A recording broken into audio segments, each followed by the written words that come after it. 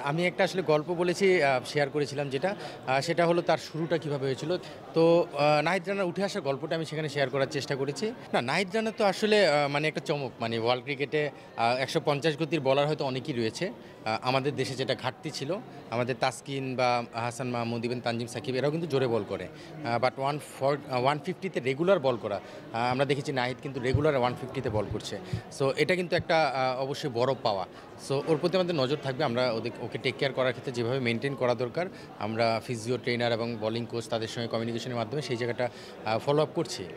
আর আমি একটা আসলে গল্প বলেছি শেয়ার করেছিলাম সেটা হলো তার শুরুটা কীভাবে হয়েছিল। তার কোচ আলমগীর কবির, এটা অলরেডি এখন বাংলাদেশের মোটামুটি সবাই জানে। আর আলমগীর আমরা একসঙ্গেই ক্রিকেট খেলেছি, অনেক দিন একসঙ্গে খেলেছি। ইভেন টেস্ট যখন আমার ডেবু হলো তখন আলমগীর, আমরা একই ম্যাচে ডেবু হয়েছিল। তো নাহিদ রানার উঠে আসার গল্পটা আমি সেখানে শেয়ার করার চেষ্টা করেছি। আর আসলে এটা আলাদাভাবে এখন বলার কিছু না। আমি শিওর যে যারা দেখেছে তারা অবশ্যই সেটা সম্পর্কে কিছুটা ইনফরমেশন পেয়েছে নাহিদ রানা কীভাবে উঠে এসেছে।